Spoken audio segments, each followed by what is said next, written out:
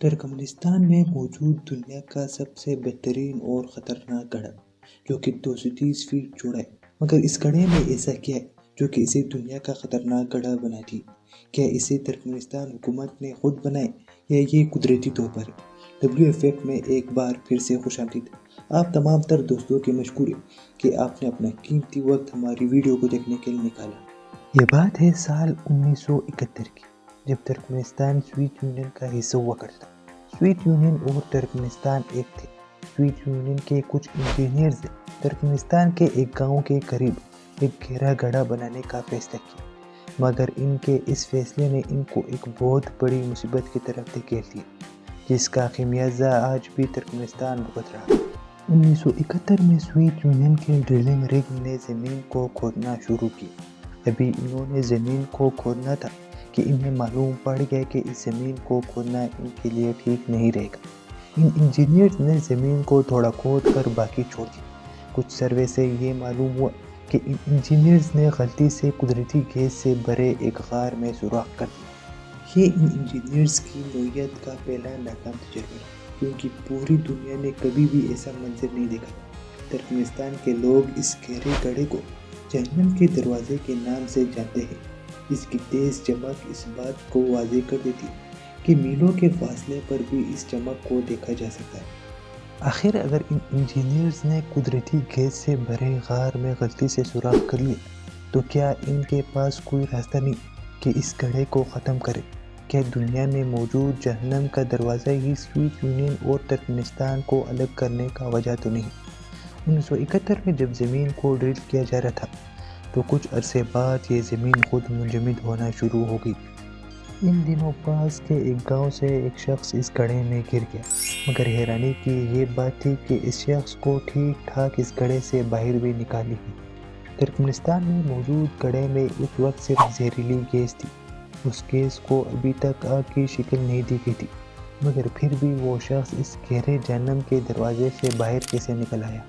دنیا کے مختلف سائنسدانوں نے جب یہ بات سنی تو ساروں نے آپس میں سر جوڑ لیے اور سب یہی سوچنے لگے کہ آخر یہ شخص گیس کے گہرے گڑھے سے بچ کیسے گیا۔ ان سب سائنسدانوں نے ایک چیز پر اتفاق کیا، یا تو قدرت کی طرف سے کوئی کرشمہ ہوا، جس کے چانسز بہت کم ہیں۔ جس وقت یہ گڑھا ایکسپینڈ ہو رہا تھا، اس وقت اس کی گہرائی قریب 65 فیٹ تھی اور اس کی چوڑائی 230 فیٹ تھی۔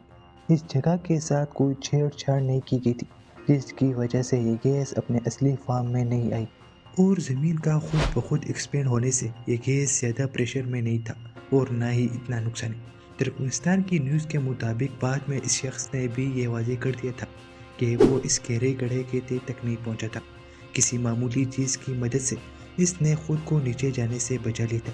مگر اب بھی یہاں یہ سوال اٹھتا ہے کہ سوویت یونین نے جان بوجھ کر ترکمنستان میں یہ گڑھا بنایا تھا؟ کیا یہ ان کی سوچی سمجھی چال تھی یا یہ غلطی سے ہوا تھا؟ ایران اور ترکمنستان کی مشترکہ سرحد 1000 کلومیٹر سے زیادہ ہے۔ ایران واحد ملک ہے جس نے سب سے پہلے ترکمنستان کے ساتھ ایک اچھے نظریے سے ہاتھ ملایا، اور وہ بھی اس وقت جب 1991 میں ترکمنستان نے سوویت یونین سے آزادی حاصل کر لی تھی۔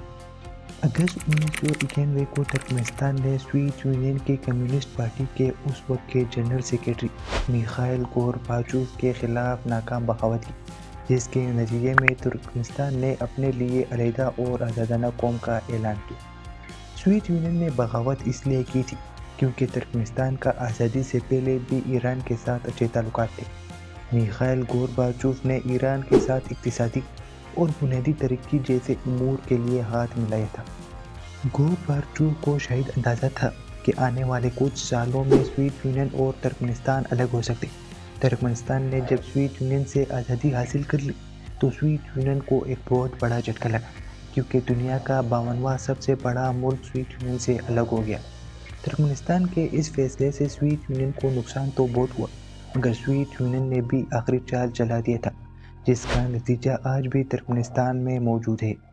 1971 میں جب سوویت یونین کے انجینئرز نے گہرا گڑھا بنایا، جو کہ سوویت یونین کے مطابق ان انجینئرز سے غلطی سے ہوا تھا، مگر تب بھی اس گڑھے میں صرف گیس تھی، اسے آگ کی شکل نہیں ملی تھی۔ آخر جس وقت اس زمین کو ڈرل کیا جا رہا تھا، تب یہ آگ کی شکل میں نہیں آیا تو بعد میں یہ گیس کیسے آگ کی شکل اختیار کر گیا۔ 1971 سے 1988 تک یعنی ترکمانستان کی آزادی سے کچھ سال قبل سوویت یونین کے انجینئرز نے اس گڑھے میں آگ لگا دی، کیونکہ سوویت یونین کو معلوم پڑ گیا کہ ترکمانستان ان کے ہاتھوں سے جا رہا ہے۔ سوویت یونین کے آگ لگانے کے بعد وہ گڑھا آج تک جل رہا ہے۔ یہ گڑھا آج بھی ایک سیاہ نشان کی طرح ترکمانستان میں موجود ہے۔ دنیا کے بہت سے ملکوں نے اس گڑھے کو بند کرنے کا فیصلہ کیا، مگر وہ سب اس میں ناکام رہے۔ ایران، جو کہ کہیں نہ کہیں سوویت یونین اور ترکمانستان کے الگ ہونے کا وجہ ہے، اس نے بھی اس گڑھے کے سامنے گھٹنے ٹیک دیے۔ جیولوجسٹ کے مطابق اس گڑھے کو ختم کرنے کا صرف ایک ہی طریقہ ہے، مگر یہ طریقہ نہایت خطرناک اور مشکل ہے۔ ان جیولوجسٹ کا کہنا ہے کہ اس گڑھے کے بالکل قریب ایک اور گڑھا بنایا جائے، جو کہ قریب 5 سے 6 ہزار فیٹ تک بڑا ہو، جس سے اس جہنم کے دروازے سے تمام تر گیسیں دوسرے گڑھے میں جائیں اور اس طرح یہ جہنم کا دروازہ ختم ہو سکے۔ اور یہ بات بھی 100% پاسبل نہیں کہ دوسرا گڑھا بنانے سے یہ گیس ختم ہو سکتا ہے۔ گیس کے گڑھے کا سب سے زیادہ نقصان موسمیاتی تبدیلی کو ہوتا ہے۔ امریکی ماحولیاتی تحفظ ایجنسی کے مطابق ترکمانستان میں موجود سب سے بڑا آتشی گڑھا، جو کہ ماحول کو بگاڑنے میں سب سے زیادہ اہم کردار ادا کرتا ہے، ترکمانستان میں موجود گیس کا گڑھا، جو کہ فضا میں میتھین پھیلا رہا ہے۔ میتھین کاربن اور ہائیڈروجن پر مشتمل ہوتا ہے۔ اسے طاقتور گرین ہاؤس گیس بھی کہتے ہیں، جس کا سادہ لفظوں میں یہ مطلب ہے کہ یہ بڑھتی ہوئی گرمی میں حصہ ڈال کر موسمیاتی تبدیلیوں کو متاثر کرتی ہے۔ ترکمانستان اور سوویت یونین کی علیحدگی کے بعد سوویت یونین نے دوسرا بڑا دعویٰ کیا کہ اس جگہ کو 1971 میں سوویت انجینئرز نے آئل فیلڈ کے طور پر کھودا تھا، جو کہ چند ہی دنوں میں منہدم ہو کر گڑھا بن گیا۔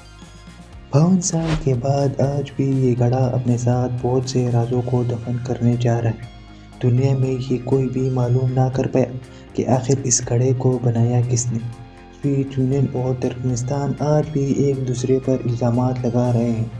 یہ گڑھا آج بھی اتنا ہی خطرناک ہے جتنا کہ 1971 میں تھا، اور اسی لیے ترکمانستان کے لوگ نے اسے جہنم کے گڑھے سے مشہور کیا ہے۔